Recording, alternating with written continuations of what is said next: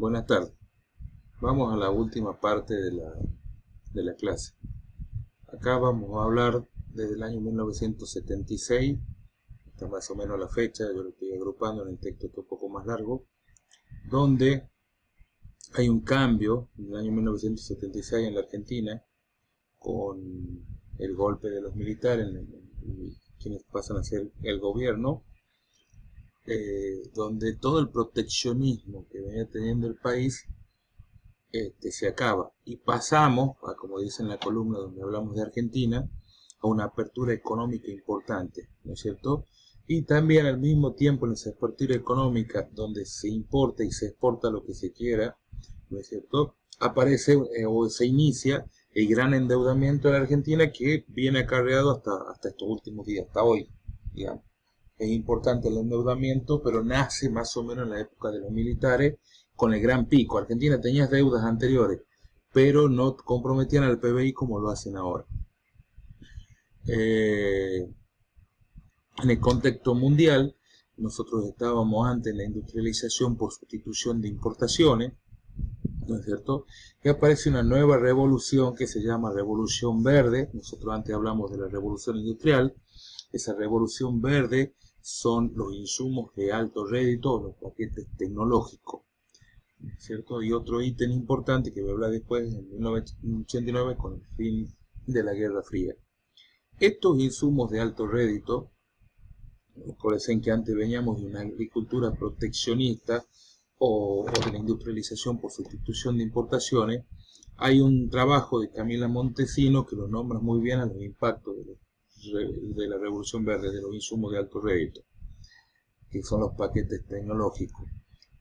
Para abaratar la materia prima, el hombre lo que necesitaba era aumentar la cantidad de producción, no solamente con el modelo fronterizo, o sea, habilitando más tierra, sino también buscaba incrementar la cantidad de producción por unidad de superficie.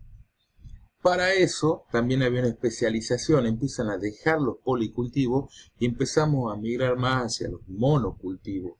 Cuando nosotros migramos a los monocultivos, ¿no es cierto? Por ejemplo, muchas hectáreas de un solo cultivo, llámese soja, llámese maíz, llámese trigo, llámese lino, eso no se cosecha a máquina, sino no se cosecha a mano, sino que a máquina.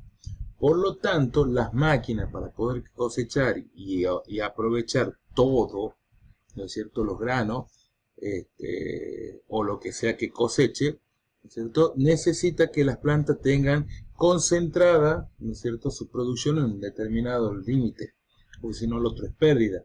Por eso es que las plantas tienen que tener las vainas, por ejemplo, de soja, despegadas a una cierta altura del piso y otras y que dé vaina también a una altura superior. No por arriba de eso, porque la plataforma no lo va a agarrar, no lo va a aprovechar y el grano perdido, desperdiciado. Por lo tanto, el hombre fue haciendo mejoramientos genéticos y semillas mejoradas. Primero lo hizo con los híbridos y después lo hizo con la transgénesis a partir de los mediados del 90.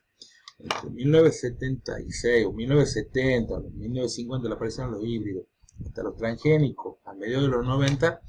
El cambio tecnológico es muy rápido, fue muy rápido.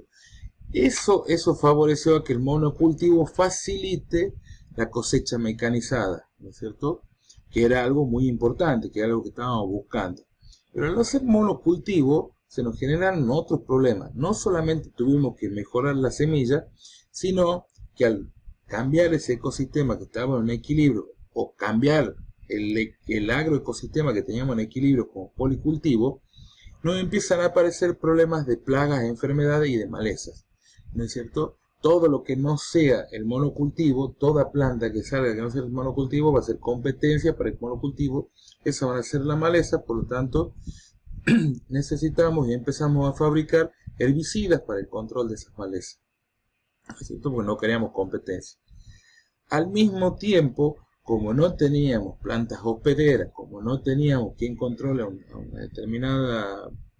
una determinada plaga o enfermedad, porque había solamente un solo cultivo, empezamos a tener problemas de enfermedades muy graves que nos hacen caer los rendimientos y empezamos a trabajar con agroquímicos como fungicidas, como bactericidas para controlar esto.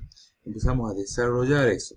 Y por último están las poblaciones de plagas, que si no tienen que comer, bueno, empiezan a comer todo lo que sea el cultivo Primero trabajamos con agroquímicos para determinarla, ¿no es cierto? Principalmente con insecticidas. Después empezamos a trabajar con insecticidas de menor impacto, insecticidas verdes que atacan otros procesos. Los principales atacaban el sistema nervioso de los insectos. Y los últimos permiten que no puedan mudar o pasar de un estadio a otro en su crecimiento.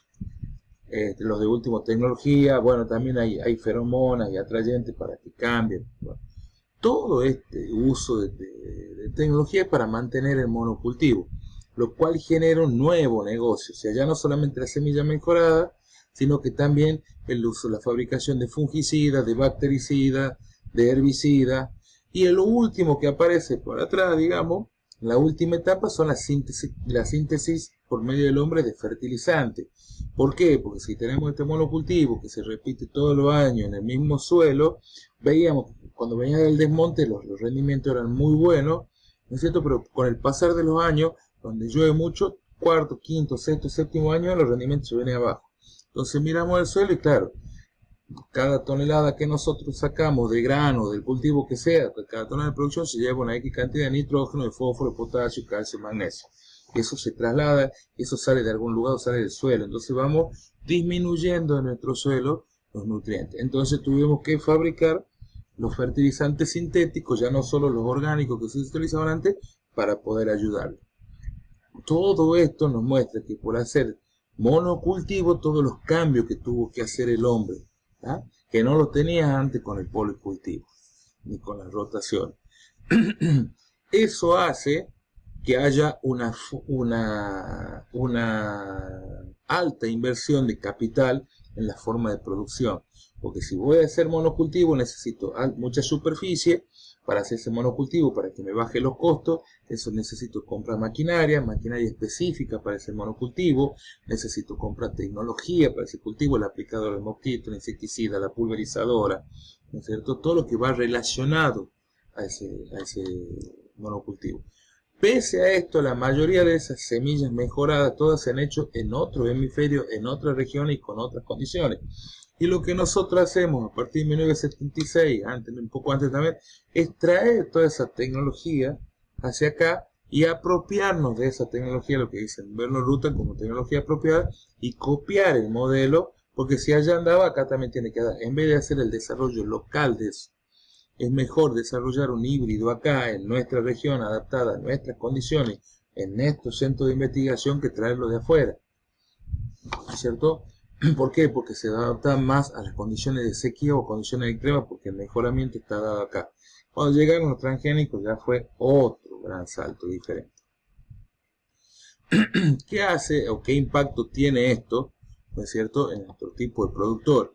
Aquel chacarero que nosotros conocíamos como familiar capitalizado, si no logra adquirir esta tecnología, no le queda otra que arrendar el campo, entonces, o vender el campo. Muchos empezaron a arrendar el campo, otros lo arrendaron, pero se hicieron contratistas, o sea, prestaban servicio a quienes arrendaban esto, y otros se agruparon o se tecnificaron y lograron formar empresas.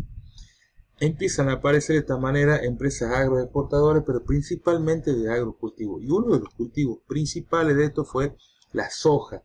La soja, con esta hegemonía neoliberal, en la década del 2000, ¿no es cierto?, llegó a cubrir el 65% de la superficie del país con un solo cultivo, a lo que llamamos nosotros la sojización. Desplazó a la ganadería e hizo que además muchos chacareros arrienden sus campos de 200, 250 hectáreas, 300 hectáreas a capital financiero externo o a agroempresas o a agronegocios o a fondos de inversión o fideicomisos que le arrendaban su campo, le pagaban una determinada cantidad de dinero, ¿no es cierto? Y ellos ponían el riesgo para producir soja, que era el boom de los commodities, ¿no es cierto?, dada esta globalización. Así empiezan a aparecer lo que nosotros llamamos la agricultura sin agricultores. ¿Por qué hubo una agricultura financiera? Porque hay gente que pone plata en un banco, el banco es un fideicomiso y dice, bueno, uno de los negocios que está más rentable que cualquier tasa de banco de interés es, por ejemplo, el producir soja. Entonces vamos a hacer soja, ¿no es cierto? Vamos a arrendar los campos de esos chacareros. que no, con 200 hectáreas no le alcanza para ser un gran productor o que la rentabilidad no le permite mantener una familia tipo, la termina arrendando él, el vecino y otro, y a un fideicomiso. Ese fideicomiso lo que hace es alquilarle a ellos, pero como tiene escala, le permite bajar los costos, ¿no es cierto? Y tener una altísima rentabilidad. Por eso estamos hablando de agricultura sin agricultores, porque no hay gente que venga tradicionalmente siendo productora. ¿Tá? Así hoy coexisten chacareros, empresas, ¿no es cierto? Chacareros que han vuelto al policultivo, agronegocio, fondos de inversión, fideicomiso y es la nueva forma de agricultura que estamos viendo en estos últimos tiempos. ¿Tá? Y contratistas, tipo que contratan y van y arriendan, y muchos cambios de tenencia de esa tierra. Hay muchos arrendamientos. Eso hace que los establecimientos agropecuarios que antes se caracterizaban por tener dueños y era la familia que trabajaba ahí o algunos empleados, han disminuido en los últimos censos. A partir de 1976, el INTA ya no toma ese modelo educacional donde participaban también con el jefe de familia de cada familia de productores y la asistente social, sino que empieza a hacer modelos de tipo transferencista. O sea, se capacita y se forma en cómo se aplican esos paquetes tecnológicos, cómo se desarrollan esas semillas mejoradas y empieza a hacer ese tipo de transferencia de información al sector productivo. Por eso llamamos modelos transferencistas. De tecnología que muchas no son de desarrollo local, sino que son apropiadas de afuera. ¿Tá? Esa es la idea de promover el paquete tecnológico. Esto es algo que hoy lo vemos habitualmente. Son las reuniones, también no lo hace solamente el INTA, sino muchas de las empresas que venden estos paquetes tecnológicos. Lo vemos en las EPOCHACRA, lo vemos en las reuniones de APRONOR que se hacen acá, donde nos dicen qué tenemos que cultivar, cómo tenemos que cultivar, dónde lo tenemos que cultivar, cuándo lo tenemos que cultivar, cómo lo tenemos que cosechar. Nos venden el herbicida y si es posible en algunos casos nos venden también el insecticida y el fungicida y el bactericida. A ver, tomo este ejemplo porque Monsanto, que era la que antes producía la soja RR resistente al Roundup, después también nos vendía el glifosato, que era el herbicida que mataba todo menos la soja. Pero ahora ese Monsanto depende de Bayer. Entonces Bayer ahora me vende la semilla mejorada, me vende directamente el herbicida para controlar las malezas, los otros herbicidas que no controla, para controlar las malezas que no controla el glifosato, y me vende los fungicidas, y me vende los bactericidas para controlar las enfermedades de esa plaga, y me vende los insecticidas para controlar las plagas de ese cultivo. O sea, me vende todo. ¿Tá? Eso se hace bajo modelos transferencistas. Otro sector del INTA se dice, bueno, esto es solamente para los productores que tienen alto capital productivo, pero no son todos los productores. Hay otros tipos de productores que no van a poder acceder a todos esos paquetes tecnológicos. Y así hace programas diferentes como son el INTA Pro Huerta, ¿no es cierto? Y Cambio Rural, para los pequeños productos, para los medianos productores que no entraban en la acepción de todos estos cambios tecnológicos, y el Ministerio de la Producción, el Ministerio de Agricultura, perdón, desarrolla el programa Minifundio. ¿Por qué? Porque está bien, han cambiado los tipos de productores, pero siguen existiendo los pequeños productores y los campesinos tradicionales. ¿Tá? Este es un resumen de cómo ha sido el desarrollo agropecuario de la Argentina, por lo menos en estos últimos